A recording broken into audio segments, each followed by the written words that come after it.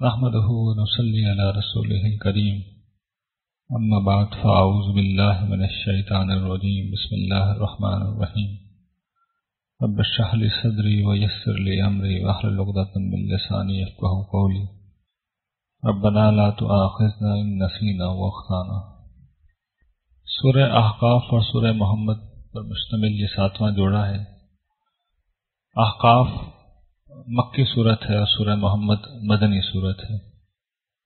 اب یہ group almost اپنے اختتام پہ ہے۔ اس میں جو مجموعی موضوع ہے وہ سزا و جزا کی وعید اور اس کا ظہور، اس ظہور کا اعلان عام بھی اس میں شامل ہے۔ پہلے سورہ احقاف میں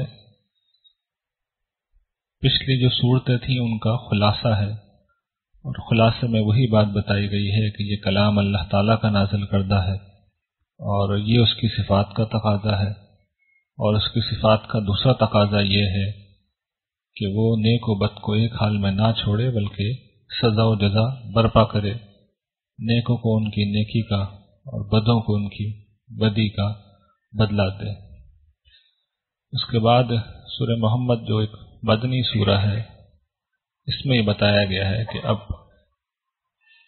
رسولوں کے لیے جس دنیاوی دینونت یعنی سزا جزا کا وعدہ کیا جاتا تھا اس کے ظہور کا وقت آ گیا ہے۔ دو قسم کی بدلے یا سزا جزا ہے جس کے رسول کے مخاطبین کو جس کے بارے میں بتایا جاتا ہے، خاص طور پر رسول کے مخاطبین کو۔ ایک تو دنیا میں برپا ہونے والی اور دوسری آخرت میں ہونے والی۔ یہ دوسری جو آخرت میں ہونے والی ہے یہ ہر انسان کے لیے ہوگی، لیکن جو پہلی والی ہے وہ رسولوں کے مخاطبین کے لیے بھی ہو جاتی ہے۔ سورہ احقاف کی تمہید میں یہ بتایا گیا ہے کہ قرآن اصل میں اللہ تعالیٰ کے اس منصوبے کو آشکار کرنے کے لیے آیا ہے کہ وہ سزا جزا برپا کرے گا، اور جو لوگ اندھے بنے ہوئے ہیں توجہ نہیں دیتے ان کو جھنجھوڑ کے وہ اسی حقیقت پر متنبع کر رہا ہے۔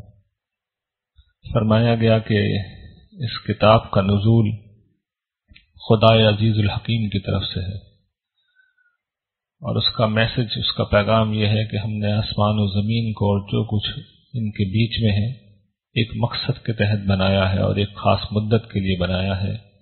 یہ کوئی رام کی لیلا نہیں ہے کہ کھیل تماشا لگا ہو، یہ کوئی اکھاڑا نہیں ہے، بلکہ یہ اللہ تعالی کی بچھائی ہوئی وہ بساط ہے جہاں پہ وہ لوگوں کو آزما رہا ہے۔ تو آزمائش کی ایک حد ہوتی ہے، اس کا ایک روز نتیجہ نکلے گا اور اس میں پھر مجرموں کو سزا ملے گی، مگر یہ مجرم رسول اللہ صلی اللہ علیہ وسلم کے مخاطبین اس تنبیہ کو نظر انداز کرنے پر مصر تھے۔ اب انہیں بتایا جا رہا ہے کہ یہ بات جو کہی جا رہی ہے مبنی بر دلائل ہے، اور یہ اس کے باوجود نہیں مان رہے، اور یہ نہیں مان رہے لیکن کچھ صالح فطرت لوگ قبول کر رہے ہیں، اور انسان ہی نہیں جن بھی اسے قبول کر رہے ہیں، اور پھر کفار کو تنبیہ کی گئی ہے۔ آغاز اسی دلیل قدرت سے ہوتا ہے جس کا یہاں سلبی پہلو اب زیر بحث ہے، یعنی قدرت کی دلیل یہ ہے کہ اللہ ہی سب کچھ ہے، ساری طاقت ساری قوت سب اسی کے پاس ہے، اس لیے اس کی عبادت ہونی چاہیے۔ اور پھر دوسرا جز وہ ہے جو یہاں بیان کیا جا رہا ہے کہ تم بڑا غور تو کرو، اللہ کو چھوڑ کے تم جن کو پکارتے ہو ذرا دکھاؤ زمینوں میں انہوں نے کیا بنایا ہے، یہ زمین جو تمہارے سامنے ہے ان کی کیا تخلیق ہے، یا آسمان میں ان کا کوئی ساجھا ہے، تمہارے پاس کوئی اگر سابقہ کتاب ہے مذہبی جو یہ سب کچھ تمہیں بتاتی ہے تو اسے بھی لے آؤ، یا علم کی کوئی مسلمہ روایت ہے تو اسے لے آؤ۔ کل ہم نے اس پہ تفصیل سے بات کی تھی کہ علم کی مسلمہ روایت اور مذہب کی کتابیں ہیں وہ ہمیشہ سے توحید کی دعوت دیتی رہی ہیں، اور یہ بات کہ جن کو خدا کے علاوہ پکارا جاتا ہے ان کی بھی کوئی حیثیت نہیں ہے، اور آج بھی جن لوگوں کو پکارا جاتا ہے کہ کسی شخص کو ذرا بٹھا کے محبت سے اس سے پوچھ لیں کہ انہوں نے کیا بنایا ہے، آسمانوں میں زمینوں میں ان کا اختیار کیا ہے، تو وہ بھی نہیں بتا سکیں گے۔ صرف ظن و گمان ہے جن کی پیروی ہو رہی ہے، باقی مسلمہ کوئی علمی چیز کوئی مذہبی چیز کسی کے پاس نہیں ہے۔ اس کی بھی ایک وجہ ہے، شرک آپ بھی کبھی سوچتے ہوں گے اتنا پاپولر کیسے ہو جاتا ہے؟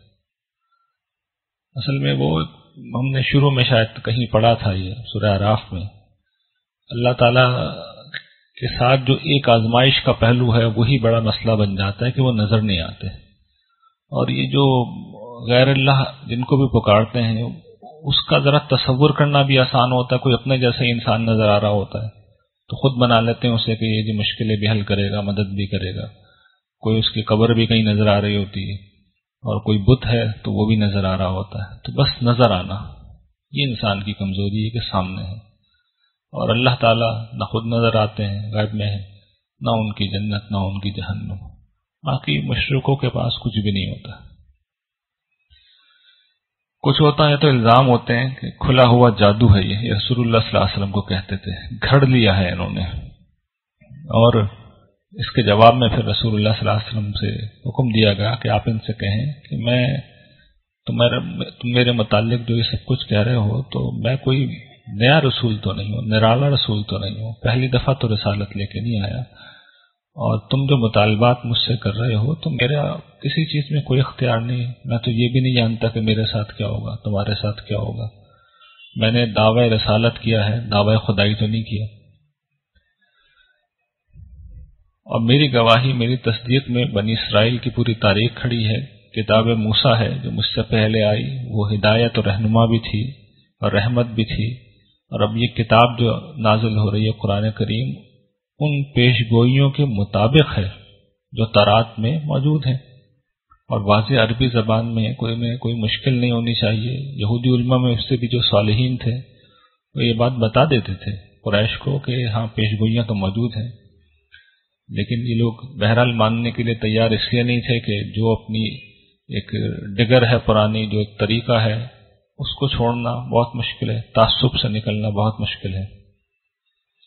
پھر اللہ تعالیٰ بتا رہے ہیں کہ دو قسم کے لوگ ہوتے ہیں، ایک وہ ہوتے ہیں جو پہلے سے ہی اعلی اخلاقیات کے پیرو ہوتے ہیں، وہی اصل میں ہدایت کی پیروی کرتے ہیں، تو یہ ان لوگوں کا ذکر ہے۔ فرمایا کہ ہم نے انسان کو اپنے والدین کے ساتھ حسن سلوک کی نصیحت کی ہے، اس کی ماں نے اسے دکھ پہ دکھ جھیل کر اٹھایا، یعنی اس کا پریگننسی کے جو 9 مہینے ہیں، اور دکھ دے کر ہی دکھ جھیل کر ہی اسے جنا، اور اس کا حمل اٹھانا اور اس کا دودھ چھڑانا 30 مہینوں میں ہوا، یہ بڑی مشقت کا وقت ہوتا ہے، یہاں تک کہ جب انسان بچے سے پختگی کی عمر کو پہنچ گیا اور 40ویں برس میں داخل ہو گیا تو اس کو احساس اس وقت ہو جاتا ہے کہ پہلے اگر نہ بھی ہو کہ یہ کتنی بڑی کرم نوازی ہے کہ میرے شفیق ماں باپ نے میرے ساتھ اتنا معاملہ کیا، تو ان کے لیے وہ سراپا دعا بن جاتا ہے۔ مطلب یہ نہیں کہ 40 برس بعد جا کے یہ بات سمجھ میں آتی ہے، زیادہ سے زیادہ 40ویں برس میں سمجھ میں آ جانی چاہیے، اس کے بعد بھی سمجھ میں نہیں آتی تو پھر آدمی کی ظاہری بات ہے کہ پھر صالحیت کے عنصر اس میں کچھ کمی ہوں گے، اور پھر انسان کو اللہ تعالیٰ بتا رہے ہیں کس طرح سراپا دعا بن جانا چاہیے کہ پروردگار مجھے سنبھال لے، میرا نصیب کر دے، مجھے توفیق دے کہ میں تیری نعمتوں کا شکر ادا کروں، تیرے فضل کا جو تو نے مجھ پہ کیا۔ سب سے پہلے تو آدمی اپنے رب کو پہچانتا ہے، اور پھر فوراً ماں باپ اور میرے والدین کا شکر ادا کروں میں، اور یہ کہ میں ایسے پاکیزہ اعمال کروں کہ جن سے تو راضی ہو جائے، اور یہ جو اب میری اپنی اولاد ہو گئی ہے پروردگار اس کی بھی تو اصلاح کر دے، میں تیرے حضور رجوع کرتا ہوں اور میں تیرے اطاعت گزاروں میں سے ہوں۔ یہ لوگ صالح لوگ ہوتے ہیں، اور جب دعوت خیر کی آتی ہے تو لپک کے اسے قبول کرتے ہیں۔ ان کا بدلہ یہ ہے کہ ان کے جو اعمال میں سے بہترین ہیں، اللہ تعالیٰ کہتے ہیں ہم ان بہترین اعمال کو قبول کریں گے، اور ان کی برائیوں سے ہم صرف نظر کریں گے، یہ جنت والوں میں سے ہوں گے۔ یہ اللہ کا سچا وعدہ ہے جو ان سے کیا جا رہا ہے۔ دیکھیے ہر مقام پہ اللہ تعالیٰ یقین دلاتے ہیں، وعدے کا لفظ بولنا یہ کوئی چھوٹی بات نہیں ہوتی۔ میں اور آپ بھی اگر کسی سے وعدے کا لفظ بول لیں تو کچھ تو اپنی عزت کا لحاظ کریں گے نا، اتنی آسانی سے وعدہ نہیں توڑیں گے۔ تو یہ اللہ تعالیٰ ہیں جو آسمان و زمین کے پروردگار ہیں، اور یہ بار بار وعدے کا لفظ بولتے ہیں، اس کے ساتھ سچے کا لفظ بھی بول دیتے ہیں۔ تو ہمیں اعتماد کیوں نہیں آتا، اعتبار کیوں نہیں آتا؟ یہ سوال ہے جو ہمیں اپنے آپ سے کرنا چاہیے۔ دوسری قسم کے لوگ ہیں جو اپنے والدین کو کیا کہتے ہیں، تم پہ تف ہو، تم ہمیں یہ پٹے پڑھا رہے ہو کہ ہم دوبارہ زندہ کیے جائیں گے، ہمیں اس سے ڈرا رہے ہو۔ بہت قومیں گزر گئی ہیں ہم سے پہلے، اور وہ دونوں ماں باپ اللہ کی بارگاہ میں فریاد کرتے ہیں کہ تیرا ناس ہو، تو ایمان لے آ، اللہ کا وعدہ سچا ہے۔ وہ کہتا ہے کہ یہ تو پچھلوں کی داستانیں ہیں، کہانیاں ہیں جو سنائی جا رہی ہیں۔ آج بھی بہت سے نوجوان ہیں، تنبیہ نہیں ہوتی انہیں، والدین سمجھاتے ہیں، توجہ دلاتے ہیں، لیکن کچھ سمجھ میں نہیں آتا ان کے، سمجھ میں نہیں آتا تو بہرحال سمجھ میں تو آئے گا، ایسے سمجھ میں آئے گا۔ اللہ تعالیٰ کہتے ہیں کہ قیامت کے دن آگ پہ یہ لوگ پیش کیے جائیں گے، اور ان سے جو ہے کیا کہا جائے گا کہ تم نے اپنی جو اچھی اچھی چیزیں تھی نا، وہ دنیا کی زندگی میں ہی لے لی اور ان سے بڑا نفع اٹھا لیا، بڑے مزے کر لیے۔ آج تو تمہارے لیے بدلہ ہے ذلت کے عذاب کا، اس وجہ سے کہ تم زمین میں ناحق تکبر کرتے تھے اور تم زمین میں بدکاریاں کرتے تھے۔ تکبر اور بدعملی کا بدلہ یہ ہے۔ پھر وہ جس طرح میں نے ذکر کیا کہ رسولوں کی اقوام کی عدالت دنیا میں لگتی ہے، تو اس کے ایک واقعے کا ذکر کر کے تنبیہ کی جا رہی ہے قوم عاد کے حوالے سے۔ آج چونکہ کافی اہم چیزیں، اس لیے میں اس سے آج صرف نظر کر رہا ہوں۔ انشاءاللہ سورہ الحاقہ میں اس قوم کی تفصیل بھی ہم دیکھ لیں گے۔ انہیں بہت سمجھایا گیا، نہیں مانے، تو آخر میں آندھی آئی اور یہ ایسا ہو گئے، قرآن کہتا ہے کہ ان کے مکانوں کے سوا کسی اور چیز کا نشان نہیں بچا، اور اللہ تعالیٰ کہتے ہیں کہ ہم مجرموں کو ایسا ہی بدلہ دیتے ہیں۔ پھر یہ ذکر ہے کہ خاص طور پر یہ آخری زمانہ ہے جس وقت یہ صورت نازل ہوئی ہے، تو آپ مکے سے طائف گئے تھے اس زمانے میں، اور ان کو بھی آپ نے اسلام کا، توحید کا پیغام پہنچانا چاہا۔ انہوں نے جو آپ کے ساتھ کیا وہ تاریخ میں محفوظ ہے۔ مکہ کے سرداروں نے انہیں پہلے ہی خبر کر دی تھی، اور اس کے بعد انہوں نے نہ صرف یہ کہ حضور صلی اللہ علیہ وسلم کے ساتھ انتہائی توہین آمیز برتاؤ کیا، بلکہ وہاں کے بدماشوں کو، لفنگوں کو حضور کے پیچھے لگا دیا۔ وہ آپ کے ساتھ بہت گستاخی کا معاملہ کرتے، پتھر مارتے، گالیاں بکتے، اور آپ لہو لہان ہو گئے۔ تو واپسی میں پھر روایات میں آتا بھی ہے کہ اس وقت اللہ تعالیٰ نے پہاڑوں کے فرشتے کو بھیجا تھا، اور آپ نے کمال شفقت سے کہا تھا کہ نہیں، مجھے امید ہے کہ ان کی اولادوں میں سے توحید کو ماننے والے پیدا ہوں گے۔ تو جب آپ طائف سے مکہ آ رہے تھے تو راستے میں نخلہ کے مقام پر کسی وقت تہجد غالباً آپ پڑھ رہے ہوں گے، تو جنوں کی جماعت پھر اس وقت آئی، اور قرآن نے پھر اللہ تعالیٰ نے آپ کو بعد میں مطلع کیا کہ ہم نے جنوں کی ایک جماعت کو آپ کی طرف متوجہ کیا تھا قرآن سننے کے لیے، اور وہ اس سے اتنے متاثر ہوئے۔ قوم بنی اسرائیل غلطی سے کہہ گیا، میں حضرت موسیٰ علیہ السلام کے پیروکار تھے۔ قرآن نے جس طرح بیان کیا ہے کہ ایک کتاب نازل ہوئی ہے موسیٰ کے بعد، اس کو یہ پہچان گئے، حق کو پہچان گئے، اور اپنی قوم کی طرف جا کے انہوں نے خود دعوت کا کام کیا۔ اس کی تفصیل آگے سورہ جن میں آ رہی ہے، انشاءاللہ اس پہ میں اس کی پوری تفصیلات بیان کر دوں گا۔ یہ سورت اب ختم ہو رہی ہے، اور اس میں پھر رسول اللہ صلی اللہ علیہ وسلم کو استقامت کی تلقین کی جا رہی ہے، اور کہا جا رہا ہے کہ نبی آپ صبر کیجئے جس طرح اول العزم رسولوں نے صبر کیا ہے، اور ان کے لیے جلدی مت کیجئے۔ جس دن کا ان سے وعدہ کیا جا رہا ہے، جب یہ اسے دیکھیں گے تو یہ محسوس یہ کریں گے کہ گویا دن کی ایک گھڑی ہم نے دنیا میں گزاری ہے، سو آپ کے ذمہ تو بس پہنچا دینا ہے، پہنچ گیا ہے، اب یہ فاسق ہلاک ہو کر رہیں گے۔ اس وعید کے ساتھ یہ صورت ختم ہو رہی ہے۔ اس میں یہ جملہ بھی بڑا قابل توجہ ہے، کأنہم یوم یرون ما یوعدون لم یلبسوا الا ساعۃ من النہار۔ ہم میں سے ہر شخص کے ساتھ موت کے وقت یہی معاملہ ہوگا۔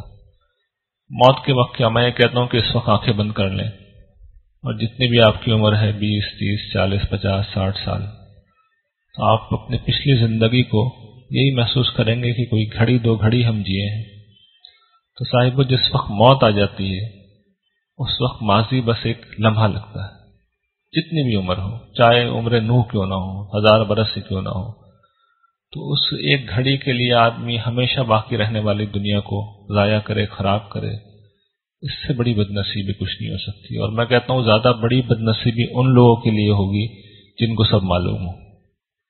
کسی کو اگر معلوم ہی نہیں ہے تو چلیے کچھ اس پہ رویا تو اس پہ بھی جائے گا لیکن کم رویا جائے گا، لیکن جن کو سب معلوم ہے، جن کے پاس قرآن جیسی کتاب ہے اور رسول اللہ صلی اللہ علیہ وسلم کی سیرت موجود ہے، ان کے ساتھ اگر یہ حادثہ پیش آ جاتا ہے تو پھر وہ جو کل ہم نے فرعون کے متعلق پڑھا تھا کہ آسمان بھی ان کے اوپر نہیں روتا اور زمین بھی نہیں روتی، تو یہ موقع ہے، اس کو سمجھ لینا چاہیے۔ اور یہ جو قرآن ہے، جو کچھ جہاں خاص طور پر میں جس طرح پڑھا رہا ہوں، میں کوشش کر رہا ہوں کہ جو بنیادی میسج ہے میں اس سے سر منہ انحراف نہ کروں۔ وہ بنیادی میسج کیا ہے؟ وہ توحید کا، وہ بندگی کا میسج ہے، وہ اخلاق عالیہ کا ہے، عمل صالح کا، اور وہ اس چیز کا میسج ہے کہ مجھے جنت کو کسی قیمت پر نہیں کھونا اور جہنم میں کسی قیمت پر نہیں جانا۔ یہ موٹے موٹے اسباق ہیں۔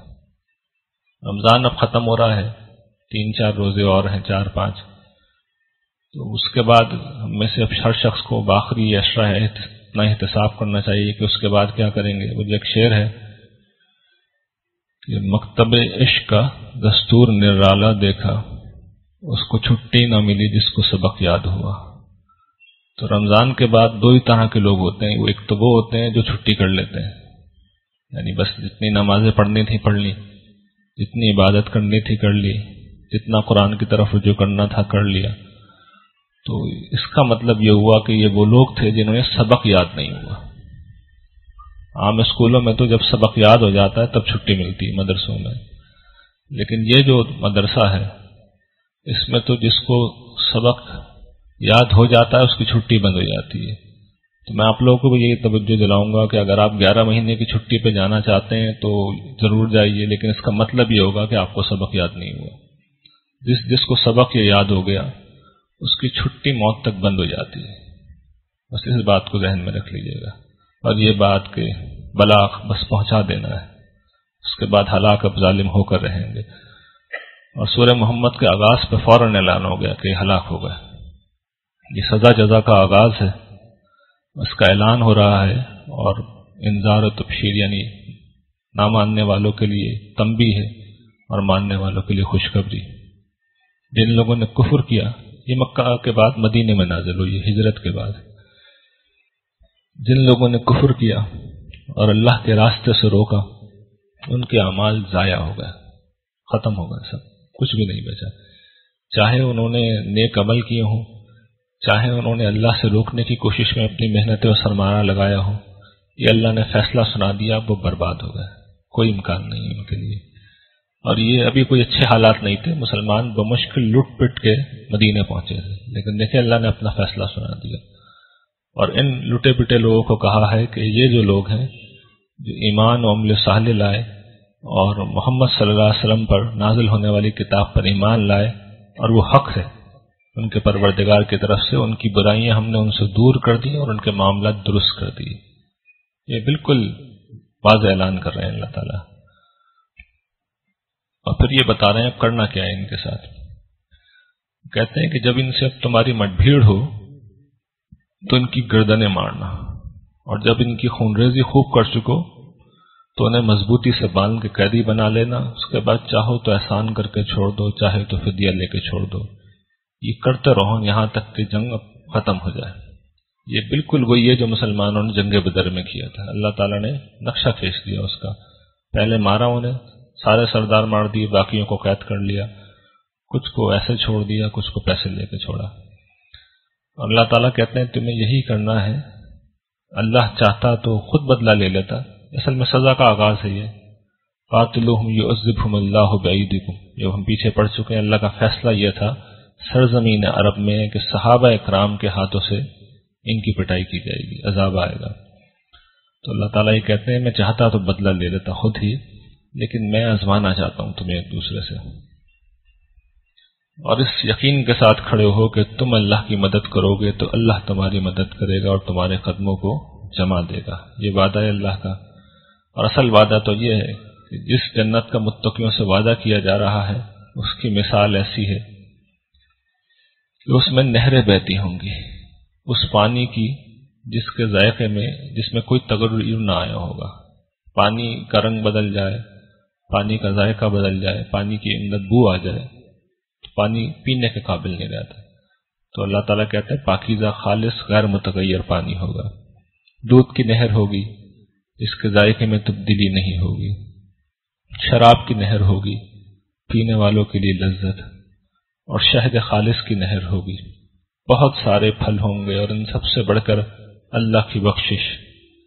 تو کیا یہ لوگ ان لوگوں کی طرح ہو سکتے ہیں جن کو ہمیشہ کے لیے جہنم میں جانا ہے اور انہیں کھولتا ہوا پانی پلایا جائے گا جو ان کی آنتیں کاٹ کے رکھ دے گا؟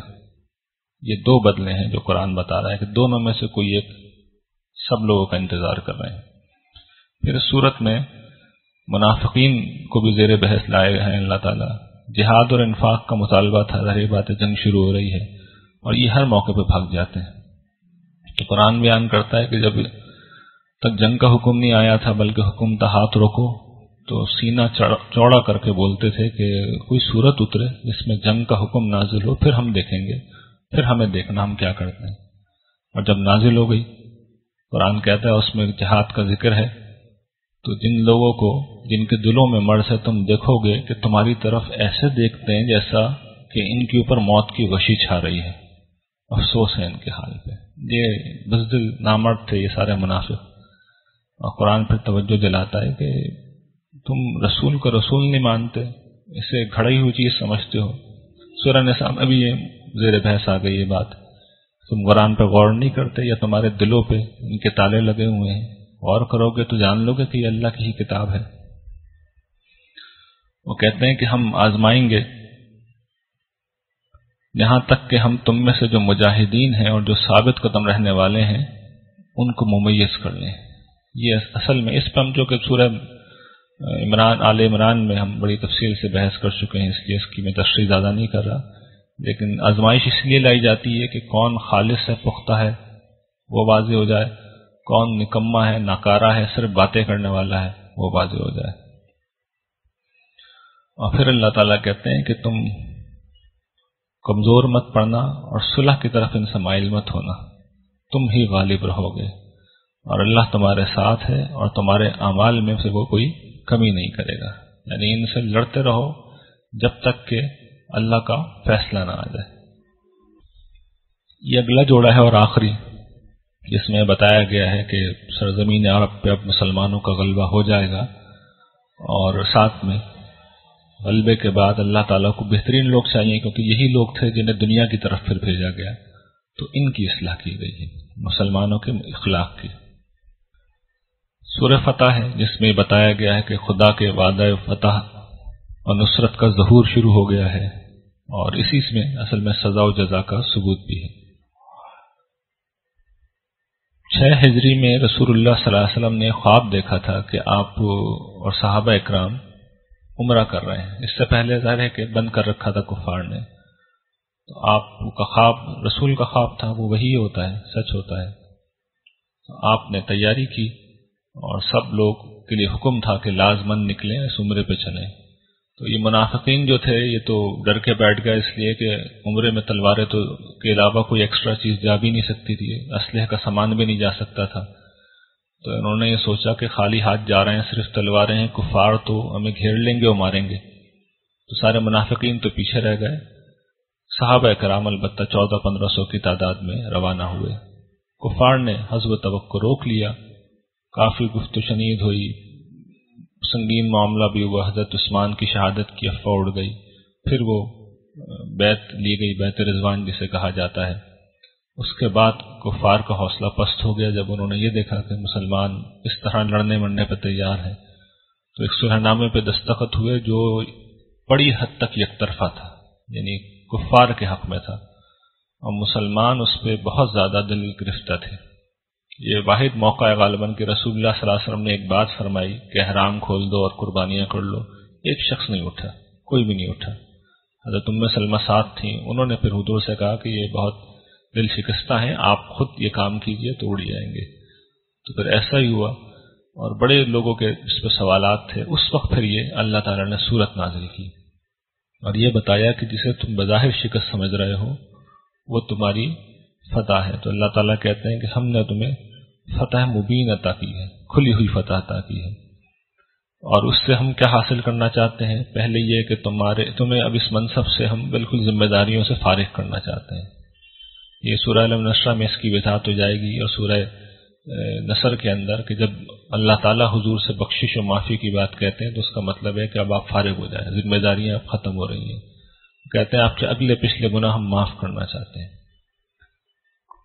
دوسری بات، رسول سے کیا گناہ ہو جاتے ہیں اس کو میرا خیال یہ وقت کم ہے، سورہ عبس میں یہ میں اس کو گفتگو کر کے آپ کو بتا دوں گا. میرے آپ جیسے گناہ نہیں ہوتے، بس یہ میں اس وقت واضح کر دوں. وہ جانب حق میں کوئی چیز ہو جاتی ہے. ایک مثال اس کی یوں سمجھ لیجیے کہ سورہ توبہ میں ہم پڑھ چکے ہیں کہ اللہ تعالیٰ کی منشا یہ تھی کہ منافقین کو نہ چھوڑا جائے. اب حضور کی ذات گرامی کے کیا کہنے ہیں، آپ کے پاس جو آتا آپ سے حضور پیش کرتا، آپ کے حضور میں آپ قبول کر لیتے. تو اس پہ پھر اللہ تعالیٰ نے آپ کو توجہ دلائی کہ اف اللہ عنک لما اذنت لهم، اللہ تمہیں معاف کرے، تم نے کیا کیا، انہیں کیوں رعایت دی. تو یہ اس طرح کی باتیں جنہیں اللہ تعالیٰ گناہ سے تعبیر کر رہے ہیں. اور یہ کہ تم پہ اپنی نعمت کو پورا کریں، یعنی اتمام دین کی، الیوم اکملت لکم دینکم، یہ جو بات سورہ مائدہ میں ہم پڑھ چکے ہیں کہ دین کو پورا کر دیا اور تمہارے اوپر اپنی نعمت پوری کر دی. اور پھر اس کے ذریعے سے وہ صراط مستقیم جو آج ہم سب پہ واضح ہے، یعنی جنت میں جانا سیدھا راستہ، کوئی شک و شبہ نہیں ہے. جو بے وقوف خود گمراہ ہونا چاہے اس کا تو کوئی علاج نہیں ہے. کوئی سنجیدہ آدمی اگر ہو تو بہت آسانی سے وہ جان سکتا ہے کہ سیدھا راستہ کیا ہے. تو یہ اصل میں اس نعمت کا ایک حصہ ہے. اور اللہ تعالیٰ پھر کہتے ہیں کہ تمہیں ایسی نصرت سے نوازے جو ناقابل شکست ہو، یہ ہمیشہ رہنے والی ہو. میرا خیال یہ کہ وقت اب ہو گیا ہے، باقی حصہ انشاءاللہ اگلے سیشن میں دیکھ لیں گے. وآخر دعوانا الحمدللہ رب العالمین.